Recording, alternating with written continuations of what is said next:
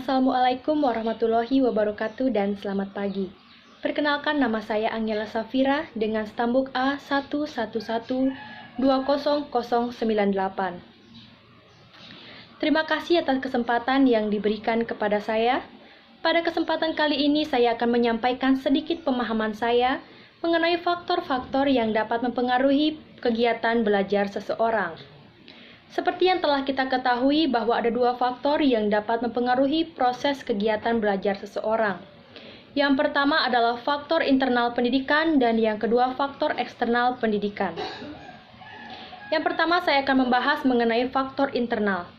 Faktor internal pendidikan ini merupakan faktor yang terdapat dalam diri seseorang yang dapat mendorong dirinya sendiri untuk mendapatkan hasil belajar atau nilai sesuai dengan apa yang diinginkan.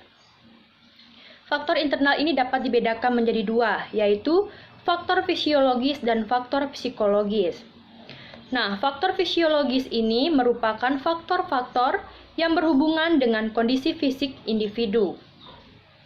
Faktor-faktor ini dapat dibedakan menjadi dua macam, yaitu yang pertama, keadaan tonus jasmani dan yang kedua, keadaan fungsi jasmani atau fisiologis. Keadaan tonus jasmani ini merupakan keadaan tonus jasmani pada umumnya sangat mempengaruhi aktivitas belajar seseorang. Karena kondisi fisik yang sehat dan bugar akan memberikan pengaruh positif terhadap kegiatan belajar setiap individu. Begitupun sebaliknya, kondisi fisik yang lemah atau sakit akan menghambat tercapainya hasil belajar yang maksimal. Oleh karena itu, keadaan tonus jasmani sangat mempengaruhi proses pembelajaran. Nah, yang kedua, keadaan fungsi jasmani atau fisiologis. Selama proses belajar berlangsung, peran fungsi fisiologis pada tubuh manusia sangat mempengaruhi hasil belajar, terutama panca indera. Panca indera yang berfungsi dengan baik akan mempermudah aktivitas belajar dengan baik pula. Panca indera yang memiliki peran besar dalam aktivitas belajar adalah mata dan telinga. Oleh karena itu, baik dosen, guru maupun mahasiswa perlu menjaga panca inderanya dengan baik. Nah, selanjutnya faktor eksternal pendidikan. Faktor eksternal ini berasal dari luar diri individu yang dapat mempengaruhi hasil belajar individu tersebut. Adapun faktor eksternal yang mempengaruhi pendidikan ini meliputi lingkungan sosial dan lingkungan non-sosial. Lingkungan sosial ini dipengaruhi oleh beberapa aspek, yaitu lingkungan sosial masyarakat dan lingkungan sosial keluarga. Lingkungan sosial masyarakat ini contohnya seperti kondisi lingkungan masyarakat tempat tinggal mahasiswa yang akan mempengaruhi kondisi atau proses pembelajaran siswa tersebut. Nah, yang kedua, lingkungan sosial keluarga.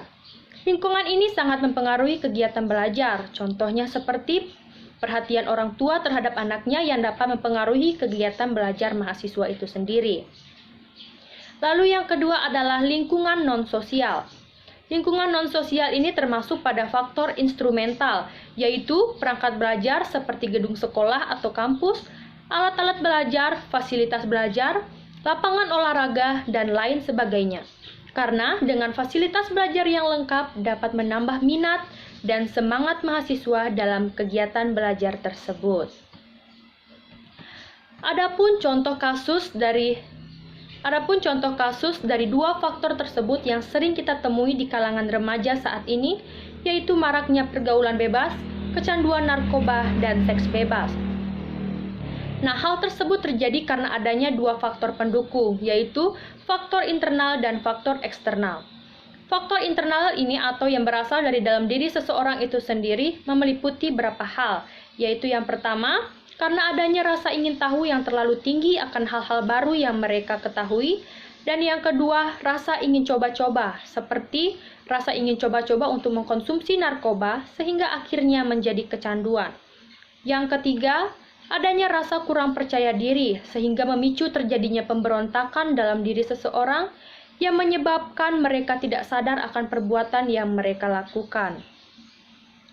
Faktor eksternal atau faktor yang berasal dari luar diri seseorang. Faktor eksternal ini meliputi beberapa hal, yaitu yang pertama, dari lingkungan keluarga. Dari lingkungan keluarga ini seperti kurangnya perhatian dari orang tua yang menyebabkan anaknya terjerumus pada hal-hal yang negatif. Yang kedua, lingkungan sosial yang tidak baik. Dan yang ketiga, serta kurangnya pemahaman atau pendidikan akan agama. Untuk menghindari terjadinya hal-hal yang tidak diinginkan